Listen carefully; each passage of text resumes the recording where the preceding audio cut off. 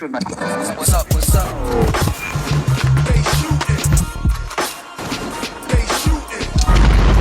Welcome to Let's Talk About It, where we give it to you raw and uncut. The podcast show where we speak what's on our mind. Now here's your host, Aminah G.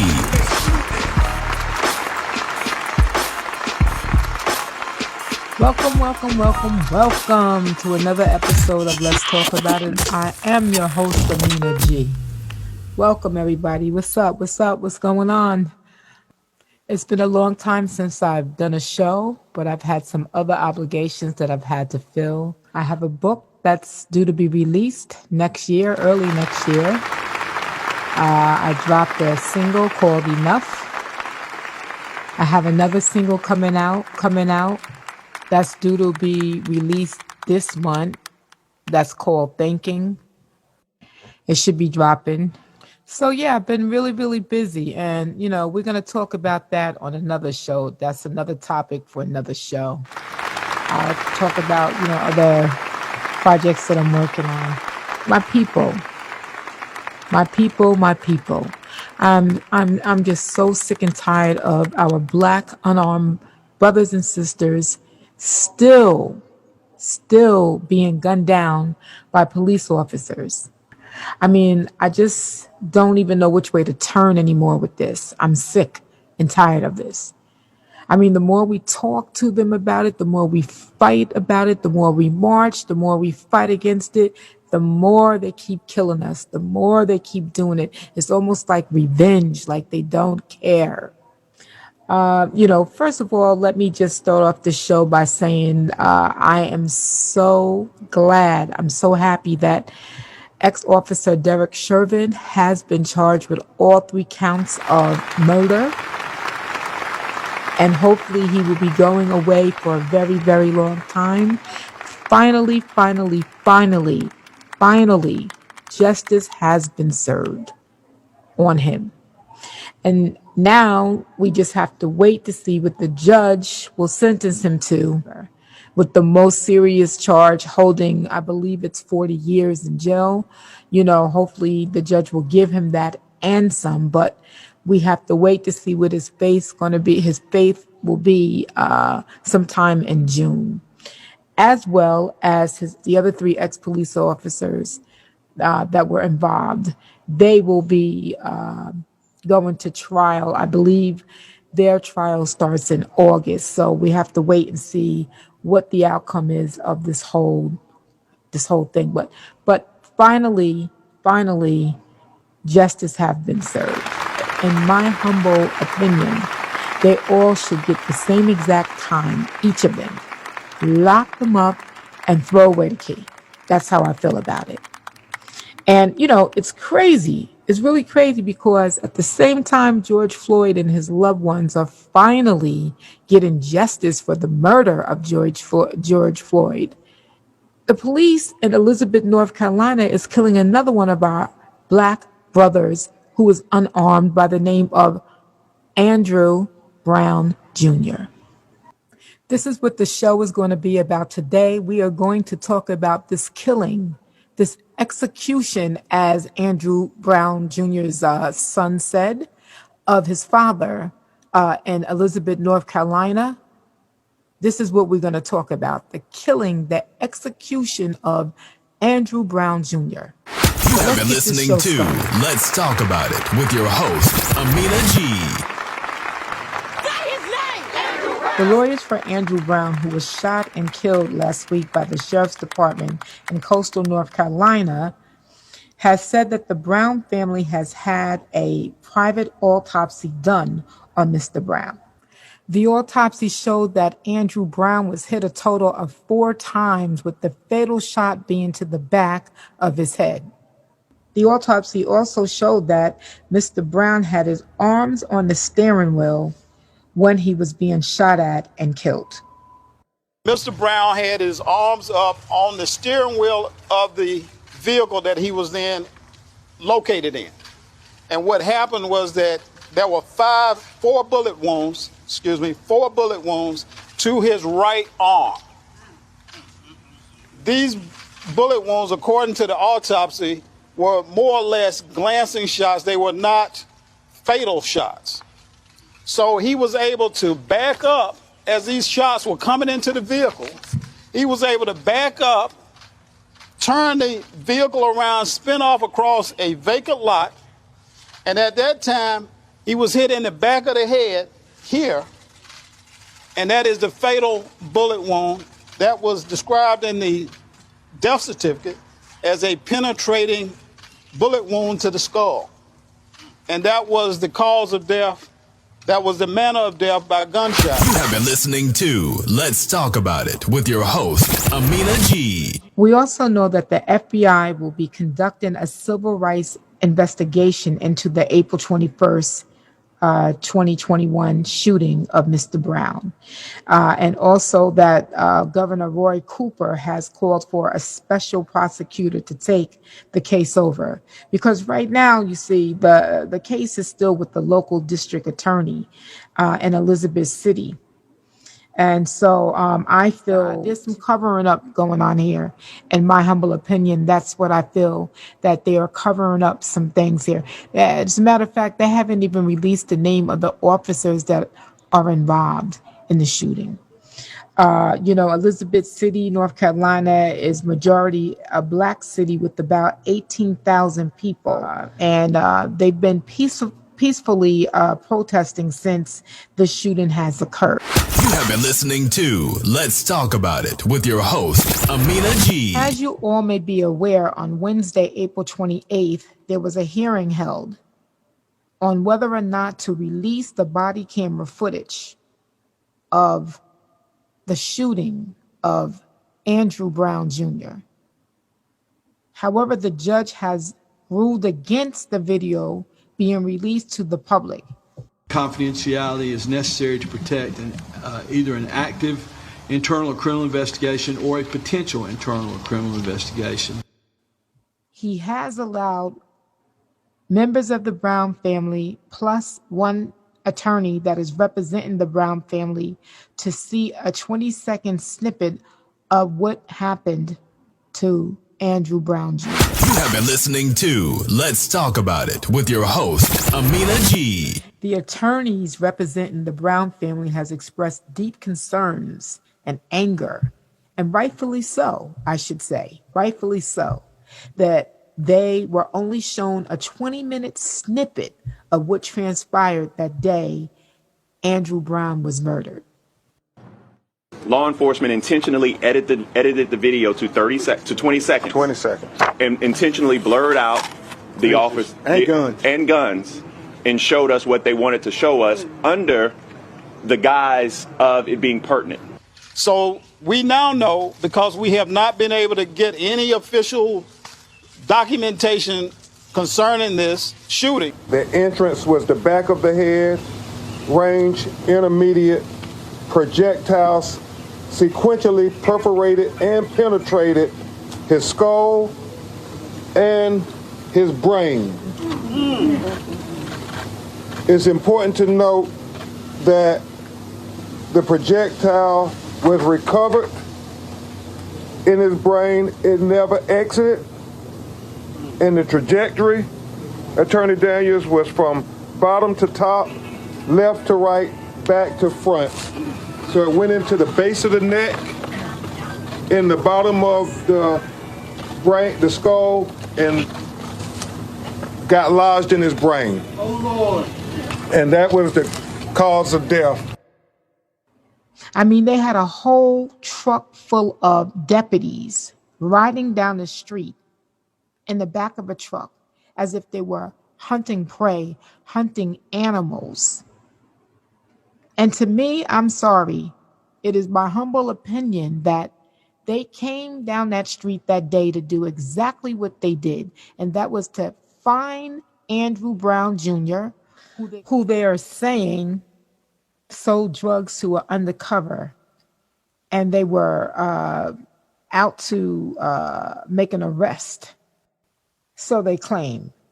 They are also claiming that he sold 3 grams of methamphetamine and 3 grams of cocaine.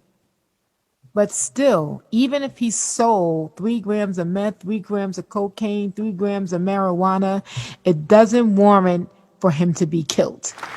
He is innocent until proven guilty. And that is the same thing that his attorneys are saying. The law enforcement in this country cannot be judge, jury, and executioner. Andrew did not get his due process.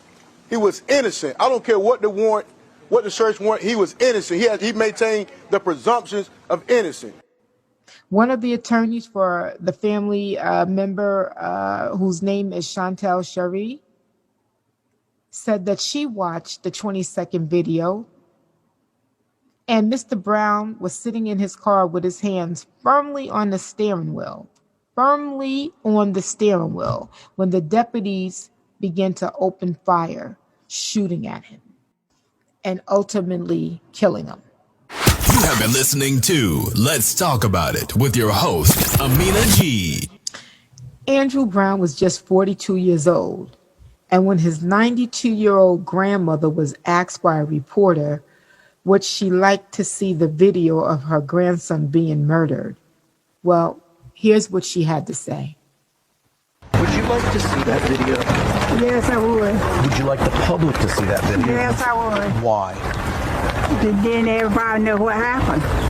So that way, everybody will know what happened. That's what Andrew Brown's 92-year-old grandmother had to say. I mean, it's really sad that we are going through this. It's really sad. I mean, damn, tired of this. Enough is enough. And let it be known, one brother said that the streets are going to get justice. Exactly. Execution. Execution.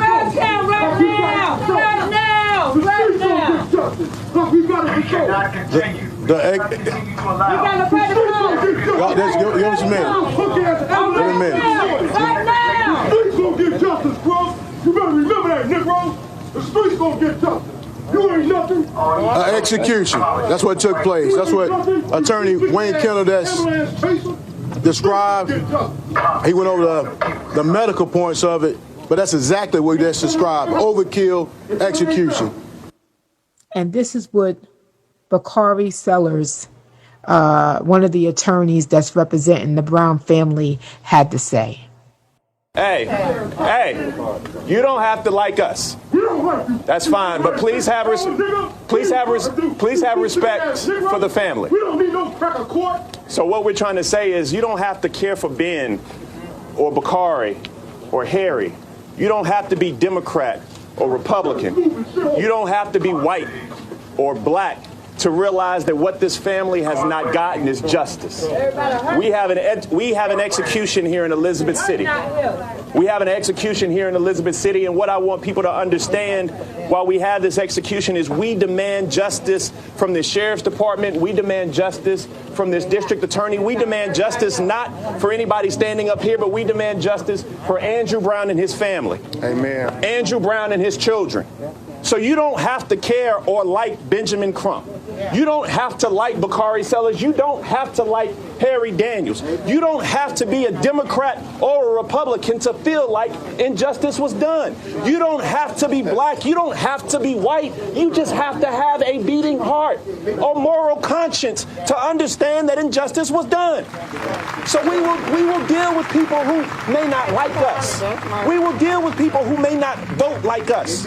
But at the end of the day, I do not care what you look like, who you pray to, where you walk, or how you vote. But what I do care about is the fact that an injustice was done. You have been listening to Let's Talk About It with your host, Aminah G. Also, in Elizabeth, North Carolina, to show her moral support for the Brown family is the mother of Eric Gardner. For those of you who are not familiar with Eric Gardner, he is the black man that was unarmed and killed by being placed in a chokehold by New York City police officers almost 7 years ago. Gwen Gardner is now an activist who travels to show her support for other families, black and brown families, that are in the same situation that she is in. So she is now in, again, Elizabeth, North Carolina, showing her moral support for the Brown family. And this is what she had to say. Let's take a listen. Good morning, everyone. Here I stand again in solidarity with this family who has joined a fraternity, a club that no one wants to be a part of. But when you do become a part of it, you don't know the pain. You don't know the strength that the family has to have in order to endure. And for Khalil to watch his father being executed, can you just imagine? Put yourself, don't only have sympathy, have empathy. Put yourself in that position. Tell them, go ahead. What would you do if you saw your child, your mother, your father, whomever being executed? An unarmed person being executed. They came here for that purpose. They never intended, in my opinion, they never intended to take him alive. Tell them, go They came with the intention. They had their own agenda when they came to that car. And that's not right. This is what they do in the black and brown communities. They come to us, they brutalize, they terrorize, they kill, and then it's swept under the rug. But we have to come together as communities to stop this. We can't keep going through this. My son died almost 7 years ago, and I had to watch his execution over and over again. I never watched the tape in its entirety because I couldn't. And I know it's going to be just like a lot of these family members. They're not going to be able to see that. It's horrible what they do to us. Horrible. And it has to stop. It has to stop. All black and brown men are not terrorists. They're not all guilty. Tell them, right. They talk about police not being all bad, so all black people are not bad. Tell them, go And she's right. All black and brown people are not bad, and we can't keep going through this. We can't keep going through this. Something has to give. Enough is enough. Enough is enough.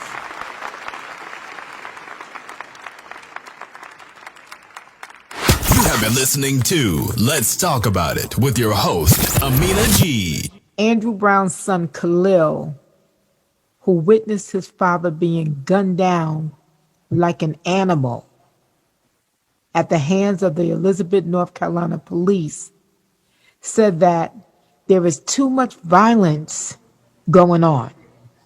He even talked about our own people killing each other, black on black crime, as well as his father being executed. Let's take a listen in on this young brother talking. For one, it's too much violence going on. That's not the key. Because that's just going to make everything worse. It's too much going on already with us black folks doing it to each other. You know what I'm saying? That's not right at all. We need to focus on that if that's the case. You know what I'm saying? So violence is not the key. But to my pops, man, yesterday I said he was executed. This autopsy report showed me that was correct. Those 3 gunshots to the arm, that wasn't enough? That wasn't enough? It's obvious he was trying to get away. It's obvious. And they gonna shoot him in the back of the head. That shit not right. That's not right at all, man. Not right. Like, not right. Man, stuff gotta change. It really gotta change for real. Yeah. Like, You have been listening to Let's Talk About It with your host, Aminah G. Khalil is right. I agree with him 150,000%. Khalil is right. Things have got to change here in America. Things have got to change. We can't keep allowing these white racist, white supremacist police officers that have no business on the police force in the first place. Let's just start there. They shouldn't even be police officers. To keep killing our brothers, our sisters, our uncles, our aunts, our cousins, our friends, and they justify it and sweep it up underneath the rug. We can't keep allowing this. Enough is enough.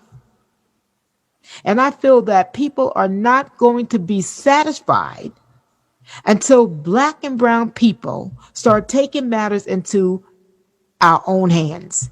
An eye for an eye, a body for a body. Yes, I said it because this is the reality. This is where we are today. This is where the world is today. America is today with this racism. Racism is real here in America, and enough is enough. It's out of control. It is out of control.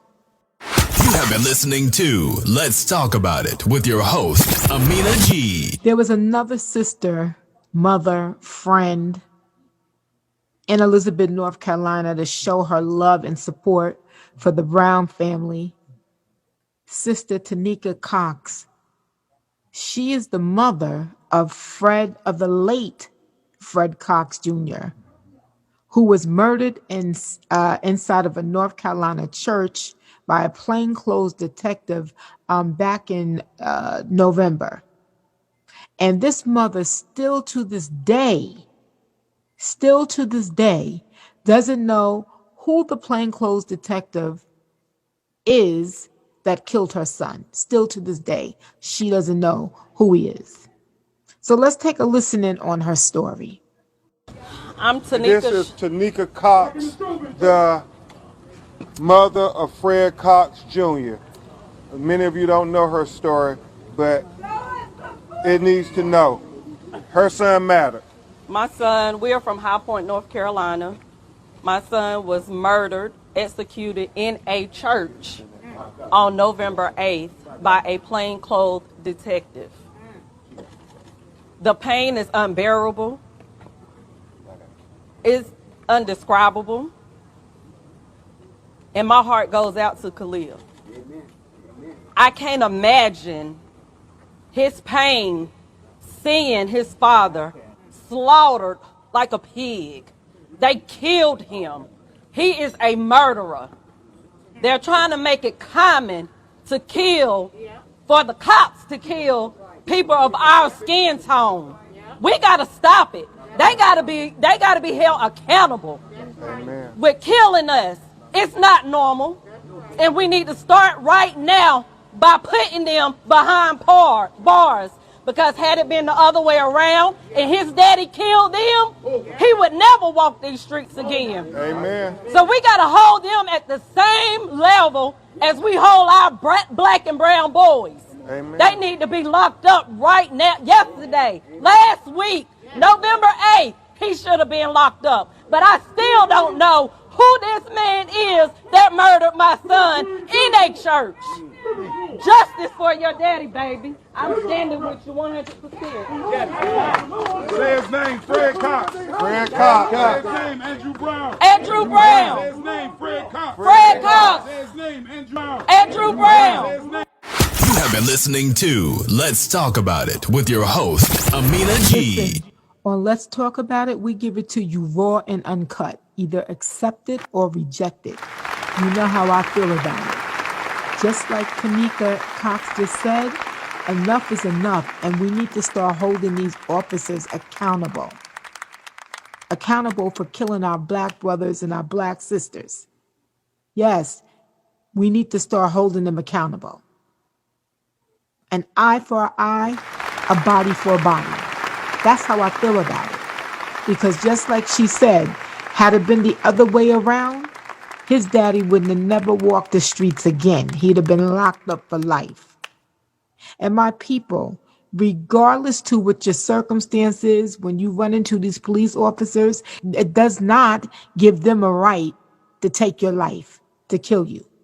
It doesn't give them a license to kill you because they pull you over or they suspect something or they got a call or you walked away or you ran or you turned your back. It doesn't give them a right to put a bullet in your body. It just doesn't. It just doesn't. Racism here in America, the United States of America, is live and is kicking. Because how come every time there's a situation involving a white person. That white person walks away alive, unscutched, unharmed.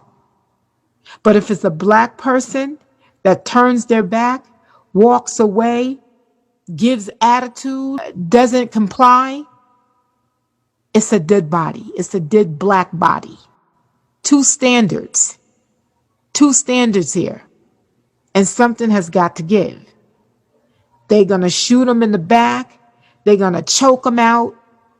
I'm just going to say I thank Allah subhanahu wa ta'ala every day for cameras now. Cameras on the phone.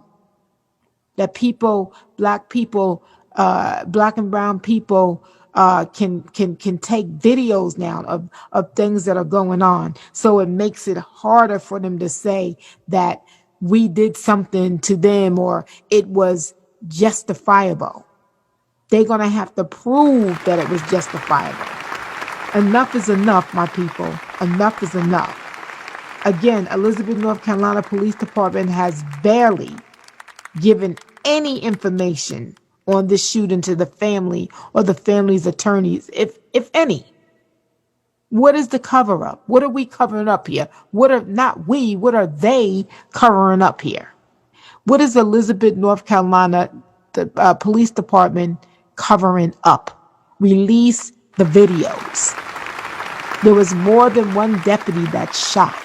So there's more than one body cam. Also, I've just been informed that all 7 deputies in Elizabeth, North Carolina has now been identified. All 7 deputies in Elizabeth, North Carolina that was involved in the shooting of Andrew Brown Jr. has now been identified. It is said that 3 officers are still out on administrative leave. They are the officers that are said to have fired their weapons. The other 4 officers are now back on active duty, working full time. On Let's Talk About It, we give it to you raw and uncut. My name is Aminah G. Make sure to tune in again on Sunday at 9 o'clock a.m. for another episode of Let's Talk About It. Until then, everybody stay safe. Continue to wear your mask. I would like to send out a heartfelt condolences to Shermy Douglas Guy, to the Guy family and the Douglas family on the passing of my good friend Shermy Guy Douglas. She passed away. Shermy is going to be truly missed. She was truly a good friend. And I just want to give my condolences to the family. Shermy, may you rest in paradise. Amen. We want to thank everyone for tuning in. Check back every Sunday for new episodes. You can find us on Buzzsprout at Let's Talk About It and on Facebook at Aminah G100, all capital letters. Until next time, be safe. You're listening to Let's Talk About It with your host, Aminah G.